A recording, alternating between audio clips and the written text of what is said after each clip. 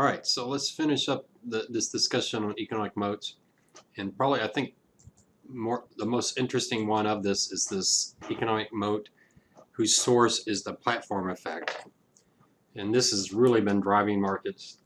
The most valuable stocks in the stock market are, are generally platform companies or network effect companies. And what a platform effect is the more users a platform has, the more valuable the platform is to the users. It creates almost a natural monopoly. Now, Facebook is a good example. People go to Facebook because they have over 1 billion users. If they only had 100 users, no one would go to them because you wouldn't be able to find any friends. And the nice thing about a place like Facebook is if it goes from 1 billion to 2 billion people, it's even more valuable to the users. That's not true for most businesses. If you take restaurants, if a restaurant becomes really popular and gets more users, it actually reduces the value of that business because it becomes crowded. Same thing with theme parks and airplanes and cruise ships and shopping malls and any business, Target, Walmart,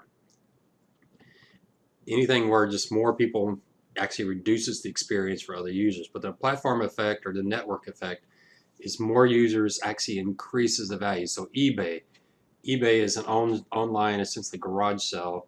You need more buyers, you need more sellers. Lyft and Uber, if Lyft and Uber didn't have the hundreds of thousands of customers, the drivers wouldn't show up. And if they didn't have the drivers, the customers wouldn't show up. So each needs the other. And it's the software that brings them all together. And that's where we're moving. It's pretty amazing how important these companies are. I read I don't know if it was a blog or a podcast I was listening to. I think it was a podcast where the speaker said all the great companies going forward will be software companies. Doesn't matter what industry you are in, whether financials, it's going to be the online software. It's how you do business. It's the digital world.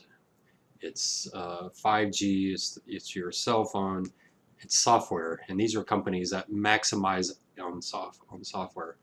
So their reinvestment needs to focus on the experience and engagement. They need to find ways for people to come by. You see that with Netflix, creating new content, trying to get people to come, offering new shows. Certainly see that with Facebook. They try new things to try to get people to come back and look. They need to add features continuously, or at least monitor the competition and make sure they have at least equal or superior product.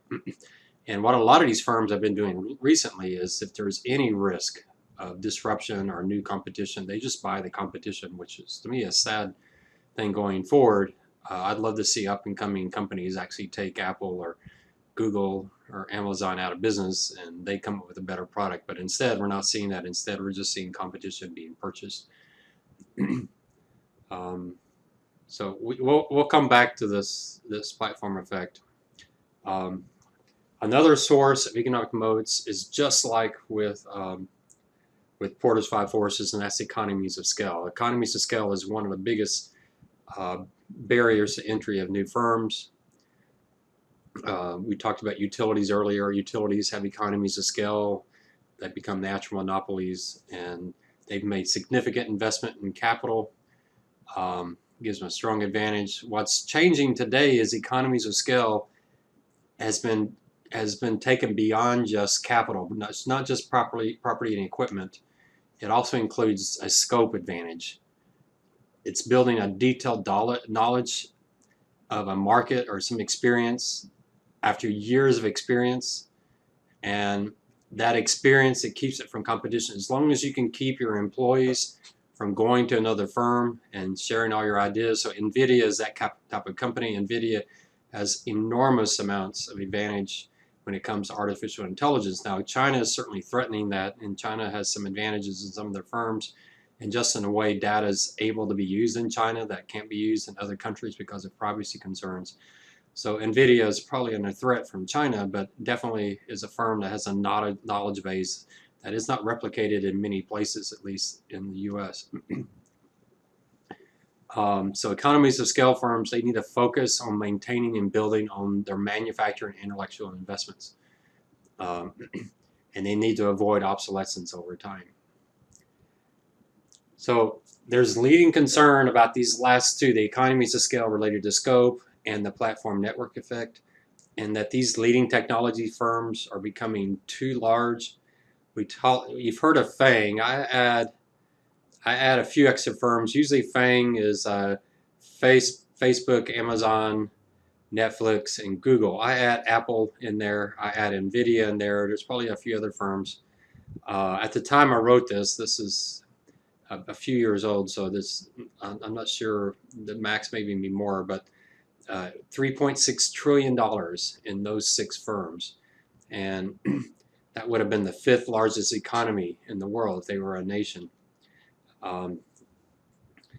In 2012, they were 7% of the S&P 500. Now they're 14%. Can you imagine? Just 6 companies are 14% of the entire S&P 500. These are very dominant firms. Really look like historically, people talk about the robber baron years, Standard Oil, but really these firms are a size and a power we've really never seen. I'm kind of proud of this picture I did. These are the FANGs and this is us. And people are, you're seeing this a lot in Europe, worried about the power that these firms wield. We've seen it with Facebook having to go before Congress. We're seeing Google getting sued. We're seeing the President Trump complaining about Amazon and their power. These firms are wielding incredible power. Maybe Apple not so much, and NVIDIA not so much.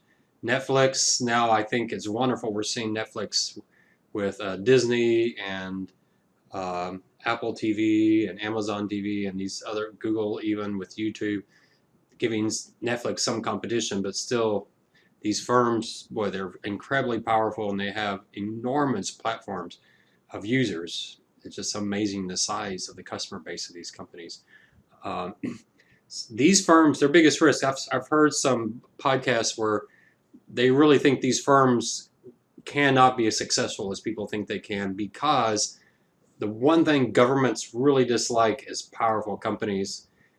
Governments respond. You're definitely seeing that in Europe. You'll probably see it in the US. You definitely saw it in the last Democratic debates with Elizabeth Warren and Bernie Sanders talking about breaking up these large companies. I don't think Biden has said as much about that. He tends to be a little more traditional in this, but you're certainly seeing, AOC and some others. AOC, went to battle with Amazon and opening up in New York. And it's interesting. It looks like people were mad at AOC for Amazon not going to New York, but then after AOC won that battle, Amazon went to New York anyway, without all the tax breaks. And so AOC might have been correct in her complaint that Amazon was just milking New York for all the tax breaks they could get, knowing they were going to go to New York anyways. So these firms wield enormous power, and governments are now starting to respond with Google, Amazon, Facebook. We're certainly seeing more government response. So here's the podcast I would recommend you listen to. I really like this one about Pat Dorsey. I bought his book and I wasn't as thrilled about his book. It was a little too simple and basic. But he says firms with economic moats, if you want to find them, if you want to put these firms into your business, and he has a portfolio where he's looking for firms with economic moats, they'll have strong profitability. They have a profitability that their competitors cannot go after them. I highlighted this podcast so you can see it. It's pretty simple. Investor Field Guy, which is a really good podcast to listen to, and just Dorsey, just the guy's name. I will put this on Blackboard afterwards. You have to figure out that these firms can keep their competitors away for some extended period of time. Look at the industry's competitive structure using Porter's 5 forces. And what he's learned about moats, and he is somewhat of an economic moat expert. More moats is not necessarily better than one. It's the strength of the moat, not the numbers. Some moats might be static. So Coca-Cola has a brand name moat, and they really can't grow it. It's really shrinking, but it's static. It's still there. It's still powerful. It's still very useful. It's just not a growing moat. It's a static moat. and they're reinvesting just to maintain where they are. Obviously, people are not drinking sodas the way they used to in the past, and that's certainly causing them some disruption. Another thing is learned is that moats that are static, these companies might look cheap, but the moat may still be worth investing in. Coca-Cola might still be a good company to invest in because they can still milk a lot of cash out of that brand name for years to come. He's also learned that firms should allocate their capital to serve the moat. I think that's really, really important. If you're looking for stocks to buy, and let's say you found a stock, let's say you think Netflix has a moat because of all the brand new programming that they have. Well, you want to make sure that their capital expenditures are focused on that, and that's certainly where Netflix is focused. Its capital expenditures is on the new programming. But if you see a firm that has a moat, but their capex is not focused 100% on creating that moat and building on that moat, then that firm may be a dangerous one to invest in. So firms that you want to invest in, they have a moat and they're allocating capital to strengthen that moat.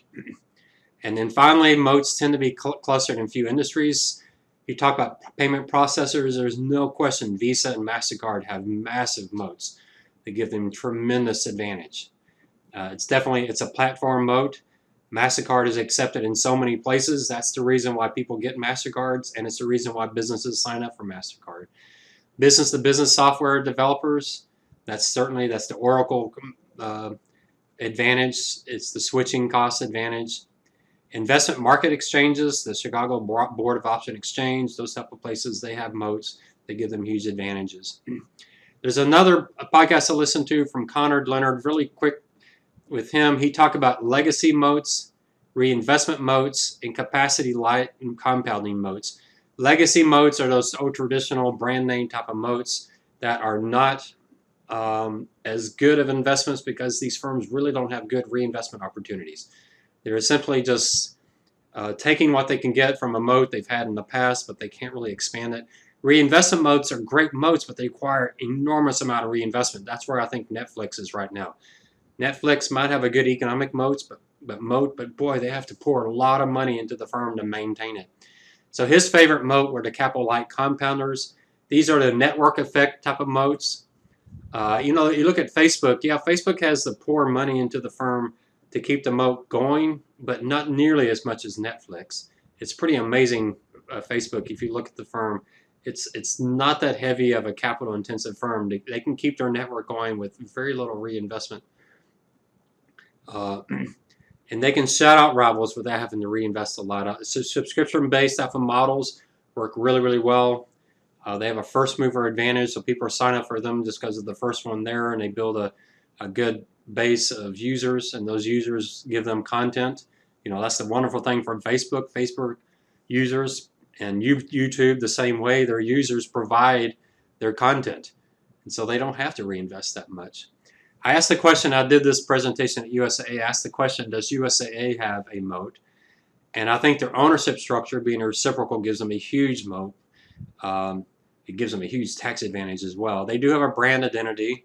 That brand identity is based on trust, which means if they do anything that destroys that trust with their customers, they could destroy their economic moat very quickly.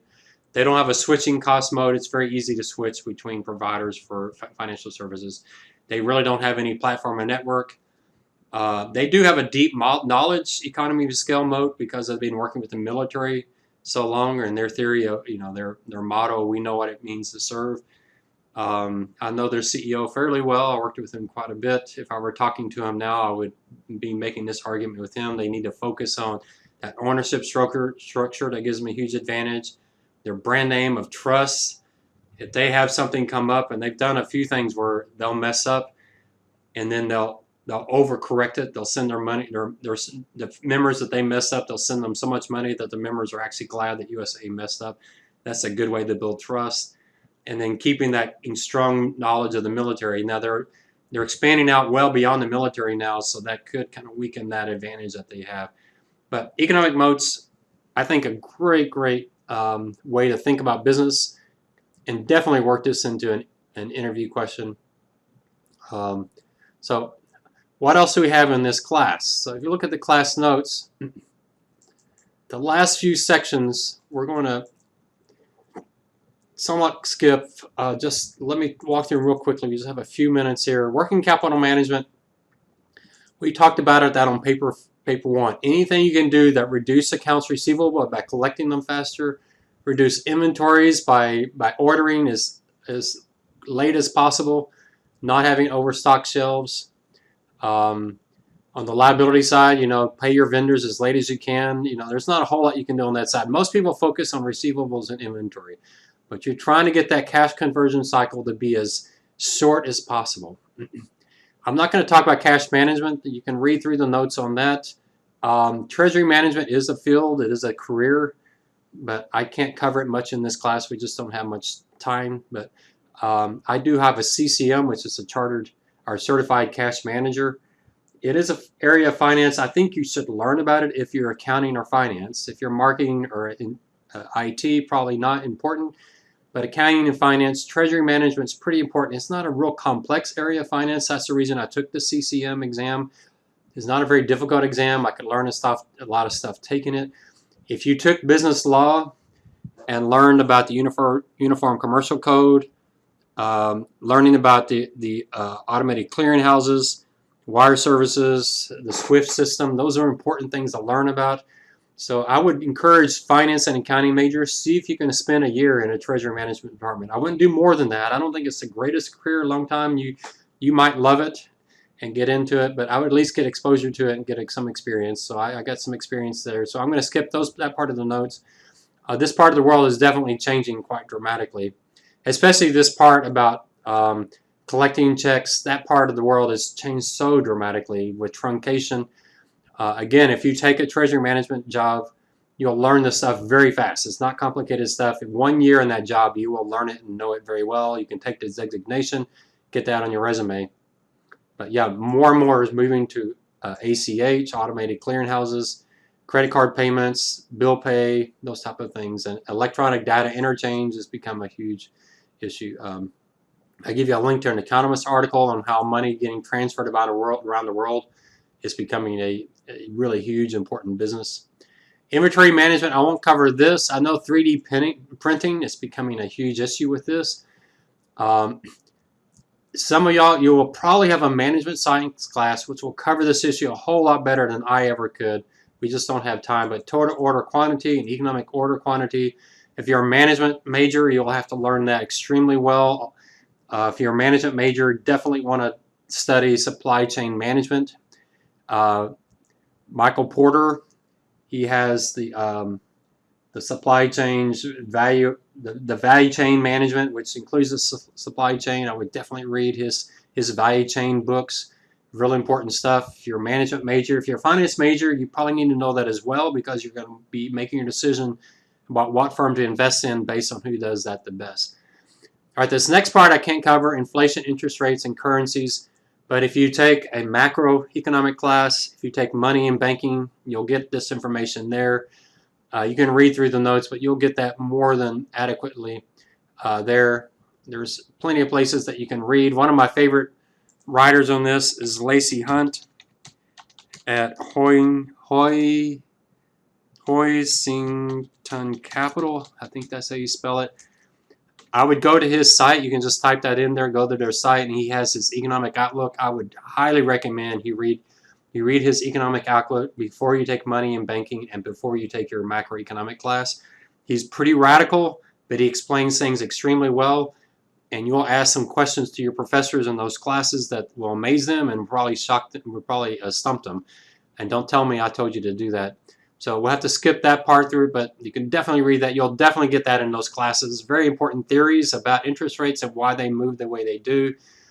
On inflation, I gave you a couple of articles on Blackboard that I would recommend you read, especially if you're a finance major. Understanding that inflation is not inflation. There's so many different ways to measure it, and it's really quite complex.